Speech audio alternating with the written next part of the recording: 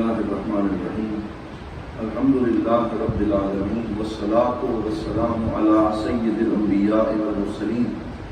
وعلی آلہ واصحابہ وعترتہ وازواجہ وانصارہ واحبابہ واتباعہ الی یوم الدین اما بعد فاعوذ باللہ من الشیطان الرجیم بسم اللہ الرحمن الرحیم قال اللہ تبارک و تعالی فی القرآن المجید والفرقان الحمید انما یرید اللہ لیذہب عنکم الرجس اہل البیت ویطہرکم تطہیرا صدق اللہ مولانا العظیم وبلغنا رسوله النبی الکریم ونحن علی ذلک لمن الشاہدین والشاکرین والحمد للہ رب العالمین۔ تمام احباب محبت سے شوق سے بارگاہ سرور کونین صلی اللہ علیہ وسلم میں درود پاک پڑھیں۔ الصلاۃ والسلام علیک یا سیدی یا رسول اللہ، الصلاۃ والسلام علیک یا سیدی یا حبیب اللہ، الصلاۃ والسلام علیک یا رحمۃ للعالمین وعلی آلک واصحابک یا شفیع المذنبین۔ لائق سب عزت و تکریم برادران اسلام، اللہ کے فضل و کرم سے اور حضور نبی رحمت صلی اللہ علیہ وسلم کی نظر رحمت سے ہم سب رمضان المبارک کی پرنور گھڑیوں میں اس پہلے جمعۃ المبارک کی نشست میں حاضر ہیں۔ دعا ہے اللہ تعالیٰ میری اور آپ سب کی حاضری اپنی بارگاہ میں قبول و منظور فرمائے۔ آج 3 رمضان المبارک ہے اور رمضان المبارک کا یہ دن پوری امت مسلمہ بڑے ہی عقیدت و احترام کے ساتھ رمضان کا روزہ بھی رکھتے ہیں اور اس کے ساتھ ساتھ حضرت سیدہ کائنات سیدہ طیبہ طاہرہ زکیہ بطول سیدہ فاطمۃ الزھرہ سلام اللہ علیہ آپ کی یوم وصال کے حوالے سے اس کو بڑے احترام سے منایا جاتا ہے، اور اس دن حضرت سیدہ کائنات کا ذکر خیر کیا جاتا ہے۔ نعرہ تکبیر، نعرہ رسالت، سیدی مرشدی، نبی کا جو غلام ہے، دین و ملت کی ضیاء، لج پال لج پال، حضور غریب نواز حضرت قبلہ پیر محمد امین الحسنات شاہ صاحب دامت برکاتہ القدسیہ سجادہ نشین آستانہ عالیہ امیر السالکین بھیرہ شریف حضور آپ جلوہ گر ہوئے۔ اللہ تعالیٰ آپ کا سایہ عاطفت اور سایہ کرم ہم غلاموں پہ سلامت رکھے۔ حضرات محترم، میں یہ عرض کر رہا تھا کہ یہ دن حضرت سیدہ کائنات سلام اللہ علیہ کی نسبت سے آپ کا ذکر خیر کیا جاتا ہے، اور آپ کا ذکر خیر کیوں نہ کیا جائے کہ آپ سیدۃ النساء العالمین، تمام خواتین کی سردار ہیں، جنت کی عورتوں کی سردار ہیں، اور اللہ رب العزت نے آپ کو جو مقام و مرتبہ عطا فرمایا ہے وہ اس کائنات میں حضور صلی اللہ علیہ وآلہ وسلم کے بعد کسی اور کو نصیب نہیں کہ آپ حضور صلی اللہ علیہ وسلم کی لاڈلی بیٹی ہیں، آپ کے قلب اطہر کے قریب ہیں، اور آپ کے بارے میں حضور صلی اللہ علیہ وسلم نے ارشاد فرمایا کہ 4 خواتین ایسی ہیں اس کائنات کے اندر جو سب سے زیادہ اعلیٰ شرف رکھتی ہیں، جن میں ایک حضرت سیدہ مریم سلام اللہ علیہا ہیں، دوسری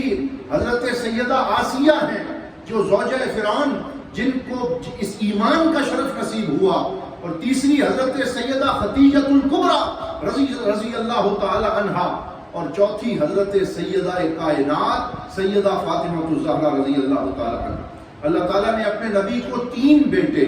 اور 4 بیٹیاں عطا فرمائیں۔ سرکار کے بیٹے بچپن کے اندر ہی اللہ تعالیٰ نے انہیں اپنے پاس بلا لیا، اور اس میں ایک حکمت یہ تھی کہ سرکار کی ختم نبوت کے اوپر کوئی حرف نہ آئے، تو سرکار دو عالم صلی اللہ علیہ وسلم کو بیٹے عطا کیے گئے، پھر واپس لے لیے گئے اور 4 بیٹیاں عطا فرمائیں۔ اس میں یہ پیغام بھی موجود تھا کہ جس معاشرے میں سرکار تشریف لائے وہاں بیٹیوں کو جس نظر سے دیکھا جاتا، زندہ درگور کیا جاتا اور ان کے ساتھ ظلم و ستم روا رکھا جاتا، فرمایا دیکھو میں نے اپنے پاک نبی جو ساری دنیا کے سردار ہیں انہیں 4 بیٹیاں عطا فرمائی ہیں تاکہ قیامت تک بیٹیوں والے اپنے نصیب پہ ناز کر سکیں کہ اللہ تعالیٰ نے انہیں بھی سرکار دو عالم صلی اللہ علیہ وسلم کی نسبت سے بیٹیاں عطا فرمائیں۔ اور پھر سرکار نے فرمایا، کہہ دیجئے صلی اللہ علیہ وسلم، جسے اللہ تعالیٰ 3 بیٹیاں عطا فرمائے وہ ان کی اچھی پرورش کرے، فَيُعَذِّبُهُنَّ وَيُكَفِّلُهُنَّ وَيَرْحَمُهُنَّ، ان پہ رحم کرے، ان کی کفالت کرے اور ان کی اچھی تعلیم و تربیت کا اہتمام کرے۔ فرمایا وہ مجھ محمد کے ساتھ ایسے ہوگا جیسے یہ 2 انگلیاں ایک دوسرے کے ساتھ ہیں۔ تو یہ بیٹیوں کو سرکار نے شرف عطا فرمایا۔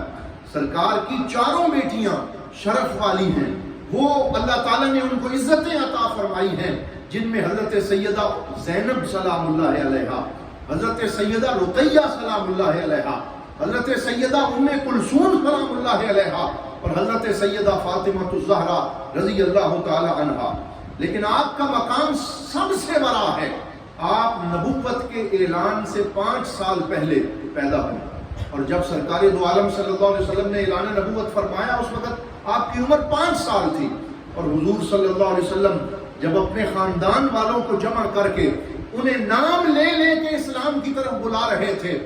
یا بنی فلاں انقذ نفسک من النار، یا فلاں انقذ نفسک من النار، تو اس وقت سرکار دو عالم صلی اللہ علیہ وسلم نے اپنی بیٹی کو آواز لگائی، یا فاطمہ بنت محمد انقذی نفسک من النار، اے فاطمہ تو بھی اسلام کا شرف حاصل کر۔ تو آپ نے 5 سال کی عمر میں اپنے ننھے ہاتھوں کے ساتھ اپنے نبی پاک اور اپنے والد گرامی کے دستے کرم پہ بیعت کی، اسلام میں داخل ہوئی، اور پھر آپ کو یہ شرف نصیب ہے کہ آپ نے پورے سرکار دو عالم کے نبوت کا دور دیکھا ہے، اور جو مشکلیں سرکار دو عالم صلی اللہ علیہ وسلم پہ آئی ہیں انہیں آپ نے بھی ساتھ برداشت کیا، حضور کا سہارا بنی۔ سرکار دو عالم کے چہرہ انور سے گرد کو صاف کرنا ہوتی تو سیدہ فاطمۃ الزہرا آگے بڑھ جاتی، حضور صلی اللہ علیہ وسلم کے جسم انور پہ نعوذ باللہ اوجری رکھی جاتی تو کون آگے آتی؟ سیدہ طیبہ طاہرہ تشریف لاتی اور اپنے ننھے ہاتھوں سے سرکار کے جسم سے وہ نجاست دور کرتی اور اپنے بابا جان کا سہارا بنتی۔ اسی وجہ سے جہاں آپ کا لقب زہرا ہے، جہاں آپ کا لقب بطول ہے، جہاں آپ کا لقب ام الحسنین ہے، اسی طرح محدثین نے آپ کا یہ لقب بھی ذکر کیا ام ابیہا، کہ اپنے والد کے ساتھ ان کا یہ تعلق ہے کہ جیسے ماں اپنے بیٹے پہ شفیق ہوتی ہے اور اس کے ساتھ محبت کرتی ہے، آپ نے بیٹی بن کے بھی سرکار سے محبت کی ہے، اور سیدہ خدیجۃ الکبریٰ کے وصال کے بعد ایک ماں کی طرح بھی اپنے پاک نبی صلی اللہ علیہ وسلم کا خیال رکھا۔ تو یہ سارے شرف ہیں جو اللہ تعالیٰ نے آپ کو عطا فرمائے، اور حضور صلی اللہ علیہ وسلم کو آپ کی وجہ سے فاطمہ نام سے محبت تھی، حتیٰ کہ بخاری شریف میں حدیث ہے کہ جب گھر میں کوئی کھانا پکتا یا کوئی ریشم کا کپڑا آتا تو حضور کان یقسمھا بین الفواطم، تو جن جن کا نام فاطمہ ہوتا اپنی بیٹی کی نسبت سے ہر اس بچی کے درمیان سرکار وہ کپڑا تقسیم کیا کرتے۔ یہ آپ کا اپنی لخت جگر جو ہے ان کے ساتھ یہ محبت تھی۔ پھر حضور صلی اللہ علیہ وسلم نے ارشاد فرمایا، فاطمہ تو بضعۃ منی، فاطمہ میرے جگر کا ٹکڑا ہے،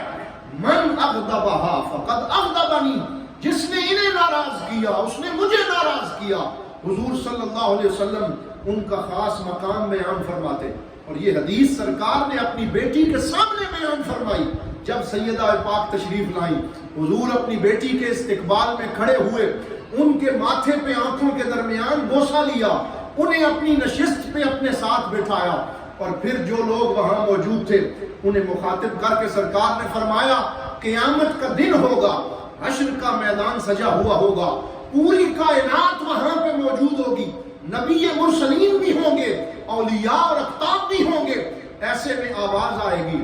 غضوا ابصارکم حتی تمر فاطمۃ بنت محمد، اے حشر کے میدان میں موجود لوگوں اپنی نظریں جھکا لو کہ سیدہ پاک کی سواری گزرنے والی ہے۔ تو جن کا احترام حشر کے میدان میں بھی کیا جائے گا وہ حضور صلی اللہ علیہ وسلم کی لفت جگر ہے۔ اور پھر سرکار کا ان کے ساتھ محبت کا یہ انداز تھا کہ آپ جب کسی سفر پہ تشریف لے جانے لگتے یا واپس تشریف لاتے تو جاتے ہوئے سب سے آخر میں اپنی بیٹی سے ملاقات کرتے اور واپس آتے تو سب سے پہلے اپنی بیٹی سے ملاقات کرتے اور انہیں اپنی محبت سے نوازتے. اور سرکار نے وہ پورا سینیریو اور پرسیپشن تبدیل کر دی جو بیٹیوں کے بارے میں لوگوں نے روا رکھی ہوئی تھی. آج بھی کچھ لوگ بیٹیوں کو ان کا حق نہیں دیتے, ان کی ڈیو رسپیکٹ نہیں دیتے, بیٹیوں کا خیال نہیں رکھتے. سرکار دو عالم صلی اللہ علیہ وسلم نے اپنی بیٹیوں سے محبت کر کے کائنات کو یہ درس دیا, اگر مجھ محمد کے دل میں اپنا مقام پیدا کرنا چاہتے ہو تو اپنی بیٹیوں سے حسن سلوک کرو, ان کے سر پہ دست شفقت رکھو. حضور نبی رحمت صلی اللہ علیہ وسلم اپنی بیٹی سیدہ پاک سے اس لیے بھی زیادہ محبت کرتے. محدثین فرماتے ہیں کہ سیدہ عائشہ صدیقہ ام المومنین رضی اللہ تعالی عنہا روایت فرماتی ما رأیت احدا اشبہ سمتا وخلقا وکلاما وجلوسا ومشیتا برسول اللہ صلی اللہ علیہ وسلم من فاطمہ. سیدہ عائشہ فرماتی ہیں میں نے اپنی زندگی میں بڑی خواتین دیکھی ہیں, بڑے لوگ دیکھے ہیں, لیکن کسی کو بھی اپنے کلام میں, چلنے کے انداز میں, گفتار میں, کردار میں, لباس میں, تبسم اور مسکراہٹ میں سرکار سے زیادہ مشابہ نہیں دیکھا جتنی مشابہت حضرت سیدہ فاطمۃ الزہرا کو نصیب. وہ چلتی تھیں تو ایسے پتہ چلتا سرکار تشریف لا رہے ہیں. ان کا بولنے کا انداز, خاموشی کا انداز سارا اپنے بابا جان کی طرح تھا. اور پھر آپ نے بڑی مشقت اور مشکلیں برداشت کی. حضور صلی اللہ علیہ وسلم کی زندگی میں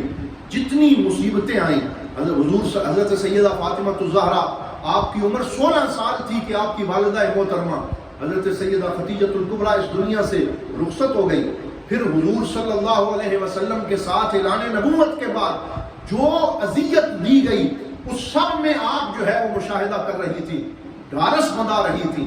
آسرا دے رہی تھی. اور پھر آپ کی تینوں بہنیں آپ کی زندگی میں مثال فرما گئیں. 10 ہجری سے پہلے تینوں سیدہ پاک کی بہنوں کا مثال ہو گیا. اور بعد میں ساری زندگی حضور صلی اللہ علیہ وآلہ وسلم کے ساتھ آپ کا اسی طرح ساتھ رہا, حتیٰ کہ جب سرکار پہ وحی نازل ہوئی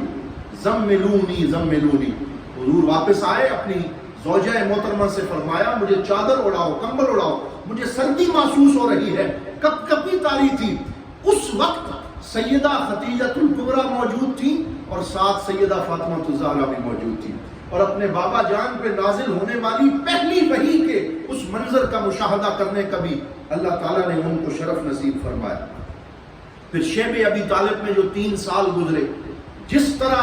مسلمانوں کے ساتھ اور خاص طور پہ بنی ہاشم کے ساتھ ظلم کیا گیا اور اس میں درختوں کے پتے بھی کھانے پڑے, وہ وقت بھی آیا جب کھانے پینے کی اشیاء ختم ہو گئی. ان ساری قربانیوں میں بھی حضرت سیدہ کائنات شانہ بشانہ حضور صلی اللہ علیہ وسلم کے ساتھ رہیں. اور جب مدینہ پاک تشریف لائیں آپ نے بعد میں ہجرت کی, سرکار نے پہلے ہجرت کی, کیونکہ اگر آپ پہلے ہجرت کر جاتی تو مکہ کے کفار اور مشرکین کو پتہ چل جاتا کہ اب حضور بھی ہجرت کرنے لگے ہیں. اس لیے صیغہ راز میں رکھنے کے لیے حضرت سیدہ کائنات آپ مکہ پاک میں جلوہ گر رہیں, سرکار ہجرت فرما گئے. اور حضور کی ہجرت کے بعد بڑی مشکل کے ساتھ آپ نے ہجرت فرمائی اور سرکار دو عالم صلی اللہ علیہ وسلم نے وہاں سے اس کا اہتمام کیا اور پرامن طریقے سے آپ کو مدینہ پہنچایا گیا. اور جب آپ مدینہ پاک میں پہنچ گئیں تو پھر ازواج مطہرات فرماتی ہیں ہمارا معمول یہ تھا جب سرکار سے کوئی بات منوانی ہوتی, جب حضور صلی اللہ علیہ وآلہ وسلم کی بارگاہ میں کسی کو سفارشی بنانے کی ضرورت پڑتی تو ہم سیدہ کائنات کی خدمت میں جاتی اور حضور کی بیٹی سے عرض کرتی, کیونکہ سرکار اپنی بیٹی کا کہا ہوا ٹالتے نہیں تھے, اور جو بات سیدہ کائنات کے منہ سے نکل جاتی حضور صلی اللہ علیہ وسلم اسے پورا فرمایا کرتے تھے. یہاں تک کہ یہ تو گزشتہ 50 سال 100 سال پہلے ہمارے قدرت اللہ شہاب صاحب نے یہ واقعہ لکھا شہاب نامے میں. وہ کہتے ہیں میں ایک مسجد میں جمعے کا خطبہ جو ہے اس میں شریف تھا, امام صاحب نے یہ واقعہ بیان کیا کہ جس کسی نے سرکار کی بارگاہ میں سفارشی بنانا ہو وہ سیدہ کائنات کی بارگاہ میں نفل پڑھے, ان کے ایصال ثواب کے لیے نفل پڑھے اور پھر ان سے عرض کرے کہ میری یہ سفارش سرکار کی بارگاہ میں کر دیں, تو اس کا وہ مشکل سے مشکل کام بھی ہو جاتا ہے. یہ اللہ تعالیٰ نے آج بھی ان کو مقام عطا فرمایا. تو قدرت اللہ شہاب کہتے ہیں نمازی نماز پڑھ کے چلے گئے، امام صاحب نکل گئے، میں بیٹھ کے آنسو بہاتا رہا، پھر میں نے 2 نفل سیدہ کائنات کے ایصال ثواب کے لیے ادا کیے، پھر ہاتھ اٹھائے، پھر دعا مانگی، ان کو ایصال ثواب کیا، پھر ان کو مخاطب کیا، اے سیدہ کائنات، اے ہم سب کی عزتوں کے لیے علامت، اے پاکیزہ ہستی، اے سرکار دو عالم کی رخت جگر، میں عرض کرتا ہوں میری یہ گزارش حضور کی بارگاہ میں کر دیں کہ مجھے اویسی سلسلے کا فیض نصیب ہو جائے، مجھے روحانی فیض نصیب ہو جائے اور میرے اوپر کرم ہو جائے۔ وہ کہتے ہیں یہ دعا کر کے میں تو بھول گیا، 2 ہفتے گزر گئے، ایک خاتون جو میری رشتہ دار تھی، امریکہ میں مقیم تھی، ان کا مجھے خط آیا جس میں لکھا ہوا تھا My brother قدرت اللہ شہاب, I saw the daughter of Prophet peace be upon him in my dream, and she said to me that I have told the request of Qudratullah Shahab to the Prophet peace be upon him, and he has accepted it. کہا وہ عرض کرنے لگی میں نے سیدہ کائنات کو خواب میں دیکھا اور وہ تشریف لائی، فرمایا میں نے قدرت اللہ شہاب کی عرضی کو سرکار کی بارگاہ میں پیش کیا ہے اور حضور صلی اللہ علیہ وسلم نے ان کی گزارش کو قبول کر لیا ہے۔ آج بھی آپ کا فیض جاری ہے، جو آج بھی آپ کو ندا دیتا ہے اور آپ کی بارگاہ میں سلام پیش کرتا ہے، اسے سیدہ کائنات کی بارگاہ سے محبتوں کا یہ جواب جو ہے وہ ملتا ہے۔ آخر میں یہ عرض کرنا چاہوں گا، آپ نے بہت کم احادیث روایت فرمائی، آپ زیادہ گفتگو نہیں فرماتی تھی، اور سرکار دو عالم صلی اللہ علیہ وسلم کی مشابہت میں کثرت کلام نہیں تھی، اور بھی اس میں حکمتیں تھیں کہ آپ نے زیادہ روایات نہیں کی۔ 20 احادیث پاک جو ہے وہ آپ سے مروی مختلف کتب میں موجود ہیں، ان میں سے 2 احادیث میں آپ کی خدمت میں پیش کرتا ہوں جو سیدہ کائنات نے اپنے بابا جان سے روایت کر کے امت کو تحفہ عطا کیا ہے۔ ان میں سے ایک یہ ہے، آپ فرماتی ہیں ایک دن فجر کی نماز کے بعد میں آرام کر رہی تھی، میرے بابا جان تشریف لائے، فرمایا یا بنیتی، اے میری بیٹی، قومی، کھڑی ہو جا، فشہدی رزق ربک، اور یہ وقت مشاہدہ کر کہ فجر کی نماز کے بعد اللہ تعالیٰ اپنا رزق بندوں میں تقسیم کرتا ہے، تو بھی مصلی پہ کھڑی ہو جا اور اللہ تعالیٰ کی بارگاہ سے رزق کو وصول کر لے۔ وَلَا تَكُونِي مِنَ الْغَافِلِينَ، یہ غفلت کا وقت نہیں ہے۔ فَإِنَّ اللَّهَ يُقَسِّمُ أَرْزَاقَ النَّاسِ مَا بَيْنَ طُلُوعِ الْفَجْرِ إِلَى طُلُوعِ الشَّمْسِ، بے شک اللہ رب العزت لوگوں کے درمیان رزق جو ہے وہ طلوع فجر سے لے کے سورج کے طلوع ہونے کے درمیان کے وقت میں تقسیم کرتا ہے۔ اللہ تعالیٰ ہمیں اس وقت میں ذکر اور مناجات کرنے کی توفیق عطا فرمائے۔ پھر یہ حدیث پاک بھی سیدہ کائنات میں روایت فرمائی جس میں اخلاقیات کا درس دیا گیا کہ حضور نبی رحمت صلی اللہ علیہ وسلم نے ارشاد فرمایا لیس من المؤمن من لا یأمن جارہ بوائقہ، وہ بندہ مومن نہیں ہے جس کا پڑوسی اس کی اذیت سے محفوظ نہ ہو، جس کے ہاتھ سے اس کے پڑوسی کو تکلیف پہنچے، وہ مومن نہیں ہے۔ من کان یؤمن باللہ والیوم الآخر فلیکرم ضیفہ، جو اللہ تعالیٰ اور یوم آخرت پہ ایمان رکھتا ہے اسے چاہیے کہ وہ مہمان نوازی کرے، اپنے دسترخوان کو وسعت دے، لوگوں کو اپنے جو اللہ نے اسے رزق دیا ہے اس میں شریک کرے۔ من کان یؤمن باللہ والیوم الآخر فلیقل خیرا او لیصمت، جو آدمی یوم آخرت پہ ایمان رکھتا ہے، اللہ تعالیٰ کی ذات پہ ایمان رکھتا ہے، وہ خیر کا کلمہ کہے یا خاموش ہو جائے، فضول گفتگو نہ کرے۔ یہ روایت بھی، اور یہ جو مسجد میں ہم آتے ہیں اور دعا مانگتے ہیں اور مسجد سے باہر جاتے ہوئے دعا مانگتے ہیں، مسجد میں داخل ہوتے ہوئے کہتے ہیں بسم اللہ والسلام علی رسول اللہ، اللہم اغفر لی وافتح لی ابواب رحمتک، اور واپس نکلتے ہوئے عرض کرتے ہیں اللہم انی اسألک من فضلک ورحمتک۔ یہ دعائیں بھی سرکار دو عالم سے سن کے سیدہ کائنات نے امت تک پہنچائی اور آپ نے اس حدیث کو روایت کیا ہے۔ اور اس کے علاوہ تسبیح فاطمہ تو مشہور ہے جو ڈائریکٹ سرکار نے حضرت سیدہ کائنات کو عطا فرمائی کہ ہر نماز کے بعد جو بندہ 33 مرتبہ الحمدللہ، 33 مرتبہ سبحان اللہ، 34 مرتبہ اللہ اکبر پڑھتا ہے، اللہ تعالیٰ اس کے جملہ امور میں آسانیاں پیدا فرماتا ہے اور اس کی زندگی میں برکتیں نصیب فرماتا ہے۔ تو اللہ تعالیٰ سیدہ کائنات اور آپ کی پوری آل پاک، حسنین کریمین، پنج تن پاک، حضرت مولا علی شیر خدا کرم اللہ وجہ الکریم کی ہمیں سچی محبت اور غلامی عطا فرمائے، اور ہمیں ان کا ذکر خیر کرتے رہنے کی توفیق عطا فرمائے، اور تمام اہل بیت کے ساتھ سچی محبت کی اللہ تعالیٰ ہمیں توفیق عطا فرمائے۔ آخر میں یہ عرض کرنا چاہوں گا کہ اس وقت ملک پاکستان کے اندر جو حالات ہیں، ہم یہ دعا کرتے ہیں کہ اللہ رب العزت ہمارے ملک کو ہر قسم کے شر انگیزی سے تحفظ عطا فرمائے، اور اللہ تعالیٰ ان حالات میں امت مسلمہ کی دستگیری فرمائے، اور ہمارے حکمرانوں کو ہدایت عطا فرمائے کہ وہ صحیح ڈگر کے اوپر معاملات کو چلاتے ہوئے ظلم و ستم اور کسی بھی جلد بازی کے فیصلے سے بچتے ہوئے ملک کو صحیح صراط مستقیم اور صحیح ڈگر پہ گامزن کر سکیں، صبر و تحمل سے کام لیں، جلد بازی سے کوئی فیصلہ نہ کریں، اور ظلم و ستم کی چکی نہ چلائیں، بلکہ جیسے مشائخ اعظام اور حضور غریب نواز نے جیسے کل وزراء کے لیے رہنمائی کے جملے ارشاد فرمائے ہیں، پوری قوم اس پہ گواہ ہے، اور سوشل میڈیا پہ وہ دیکھے اور سنے جا رہے ہیں کہ آپ نے ارشاد فرمایا جلد بازی کا فیصلہ نہ کیا جائے، بے صبری کا مظاہرہ نہ کیا جائے، اہل سنت والجماعت پہ کریک ڈاؤن اور شٹر ڈاؤن نہ کیا جائے، بلکہ اہل سنت والجماعت کے حقوق کا تحفظ کرتے ہوئے ان کا پورا خیال رکھا جائے۔ تو وہی جملے میں بھی خطبہ جمعہ پہ